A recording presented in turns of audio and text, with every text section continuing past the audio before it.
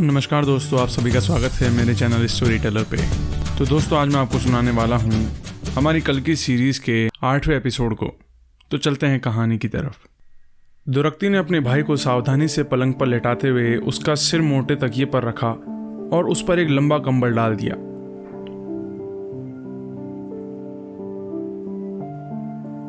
अभी कुछ देर पहले ही दावत होकर हटी थी और कई लोग दुर्द के बाद समारोह का हिस्सा बनने के लिए आए हुए थे। क्या तुम ठीक हो? बेहतर। वैद्य ने गले के लिए शहद दिया है। सर्दी नहीं है, मामला कुछ ज्यादा ही बिगड़ गया है। खांसी होने पर बदन में दर्द हो रहा है और लग रहा है जैसे नसों में आग दौड़ रही हो। दुरुक्ति जानती थी कि काली में कितने गुण थे, रणनीतिज्ञ, चतुर और स्वार्थी, पर वह कभी इस तरह से शिकायतें करने वाला तो नहीं रहा।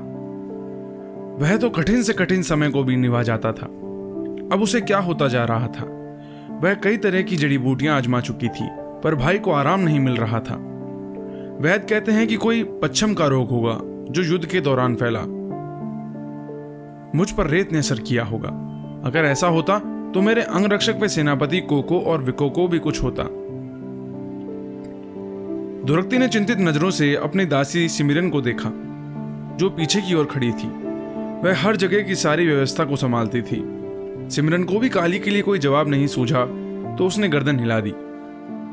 शायद दुरक्ति ने बात आरंभ की, भाई, उनके पास तुमसे ज्यादा रोग प्रतिरोध क्षमता होगी। ओह छोड़ो भी यार, मैं भी उतना ही ताकतवर हूं। आप ताकतवर हो इसका मतलब यह नहीं कि तुम तंदुरुस्त भी हो। काली अपनी छाती मलने लगा। तुम्हें इस राज्य को चलाने के लिए अच्छी सेहत चाहिए, वरना कबीले वाले हावी हो जाएंगे और तुम्हें इतने लंबे समय से की खोज थी वह तुम्हारे साथ ही कहीं खो जाएगी। क्या मैं ये नहीं जानता? काली को खांसी आई और साथ ही सांस लेने में दिक्कत होने लगी। उसने सिमरन और फिर दुरक्ति को देखते हुए कहा, तुम्हें एक साथी मिल गया? बिल्कुल, ये मेरी सहेली है। हाँ, तुम्हें पता है बच्ची, मैंने तुम्हारी मालकिन को जलते हुए शहर से बाहर निकाला था। हम एक वीरान झोपड़ी में फंसे हुए थे। हमने किसी तरह अपनी जान बचाई। जब मैंने इसे बचाया तब इसकी उम्र 3 बरस थी और तुमने खुद को भी बचाया। दुरक्ति ने गर्व से बात जोड़ी। सिमरन अपनी मासूम सी आवाज में चहकने लगी। हाँ महाराज, आपकी बहादुरी के किस्से तो दूर दूर तक सुने हैं, पर अगर पूछने की इजाजत हो तो जानना चाहूंगी कि वो आग किसने लगाई थी। अचानक काली के चेहरे की मुस्कान ओझल हो गई।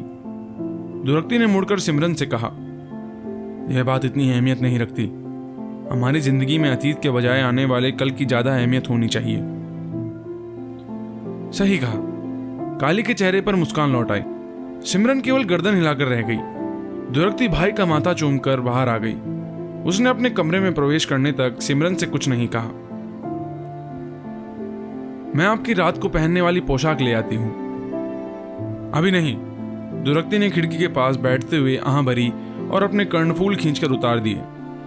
सिमरन, दोबारा यह बात मत उठाना। महाराज काली से उस आग के बारे में कोई बात मत करना। क्यों मेरी राजकुमारी? यह भले ही घमंड हो, पर इसका एक इतिहास है जिसके बारे में किसी को पता नहीं चलना चाहिए। खैर, क्या आज करने के लिए कोई काम बचा है? सिमरन शाह बलूत से बनी मेज के पास गई जिस पर एक दीपक रखा था। फिर वह उसे बाहर उठा लाई जिसमें इंद्रगढ़ के आसपास के गांवों के नाम लिखे गए थे। दुरक्ति पन्ने पलटने लगी क्योंकि उनमें से कोई भी नाम उसके लिए महत्व नहीं रखता था। इंद्रगढ़ के आसपास लगभग 50 गांव होंगे। हमें इन सब जगह पर अपना हर कारा भेजना होगा जो नए करों की सूचना के साथ सही फरमान लेकर जाएगा। मेरी राजकुमारी, यह अच्छा उपाय रहेगा, युवती दासी ने उत्तर दिया। दुरक्ति उन नामों के बारे में बात करने लगी जिनमें पहले संदेशवाहक भेजे जाने थे और सिमरन उन्हें कागज पर लिखने लगी। सिमरन संभल का नाम सुनते ही रुकी और अपनी मालकिन की ओर देखा।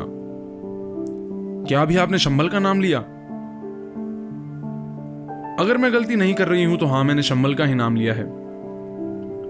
मुझे इस जगह के बारे में कुछ याद है, हालांकि मैं दावे से नहीं कह सकती कि बात में कितनी सच्चाई है। तुम कहना क्या चाहती हो? वे कहते हैं कि शंबल ग्राम को देवताओं का उपहार मिला हुआ है। इस नगरी के सारे वासियों को छोड़कर तुम्हें मैं ही मिली बेवकूफ बनाने के लिए। दुरक्ति उस पर झपटी। पर इससे आपको मदद मिल सकती है। माना जाता है कि शंभल में ऐसी चट्टानें हैं जिनमें आध्यात्मिक औषधीय गुण पाए जाते हैं। उसने एक क्षण ठहर कर कहा, मेरे पिता ने इसके बारे में मुझे बताया था। वे एक वैद्य थे और अपने जीवन के अंतिम दिनों में उनकी भेंट एक संभलवासी देहाती से हुई, जिसने उन्हें बताया कि उसकी पत्नी बीमार थी। वह गर्भावस्था के कारण इतनी बीमार हो गई थी कि मरने की नौबत आ पहुंची थी। मेरे पिता को उसके बारे में कोई दवा नहीं सूझी, क्योंकि उस बीमारी का कोई इलाज ही नहीं था। देहाती ने उसे सोम के नाम से जाने जाने वाली जादुई चट्टानों के बारे में बताते हुए पूछा कि क्या वे काम आ सकती थी। मेरे पिता ने मना कर दिया और कहा कि किस्सों और किंवदंतियों पर भरोसा नहीं करना चाहिए। वह आदमी मायूस होकर लौट गया। 1 वर्ष बाद मेरे पिता को शंभल में कुछ काम पड़ा। वे वहां पहुंचे और उस देहाती से भेंट हुई, जो अपनी बीमार पत्नी को चिकित्सा के लिए उनके पास लेकर आया था। अब तो उनका एक पुत्र भी हो गया था। पिता ने उससे पूछा कि उसका रोग ठीक कैसे हुआ, तो उसने कहा, किंवदंतियां हमेशा किंवदंतियां नहीं होती। सिमरन ने अपनी बात खत्म कर दी। दुरक्ति ने बड़े धीरज से सब सुन लिया, पर उसे यह बात बच्चों की लोक कथा जैसी लग रही थी। इससे सब रोगों का इलाज हो जाता है, सिमरन ने कहा। हो सकता है कि देहाती ने झूठ कहा हो सकता है और नहीं भी हो सकता। तो तुम्हारा कहना है कि किसी ने भी सोम चट्टानों का प्रयोग नहीं किया, क्योंकि वो उनमें विश्वास नहीं रखते, उन्हें बंद कर दिया गया था। कम से कम पिता का तो यही कहना था। जब वे स्वयं इसकी जांच करने गए तो वे बंद कर दी गई थी। यह तो साफ था कि कोई उनका उपयोग नहीं करना चाहता था। लड़की, हम उस जगह कैसे जा सकते हैं? हमारे पास सेना है, हम अपने जनबल के दम पर वहां जा सकते हैं। देहाती लोगों के पास शिक्षा या ताकत नहीं होती, वे अंधविश्वासी भी बहुत होते हैं। मैं थोड़ा रुककर बोली, उनका कहना है कि सोम में किसी भी रोग या बीमारी का इलाज हो सकता है। मैं यही सोच रही थी कि क्या महाराज काली के लिए भी यही हो सकता है। मैं भी यही सोच रही थी। अगर यह सब कोरी गप या फिर झूठ निकला, मेरी राजकुमारी कोशिश करने में क्या हर्ज है? महाराज काले की सेहत घंटों के हिसाब से गिर रही है और हमारे पास दूसरा कोई विकल्प भी नहीं है। दुरक्ति ने हामी भरी। ठीक है सिमरन, मैं इस बारे में सोचूंगी। वह आजीवन मेरी रक्षा करते आए हैं। वह एक पल के लिए रुकी और उसकी त्वचा पर चंद्रमा की किरणें अटखेलियां करने लगी।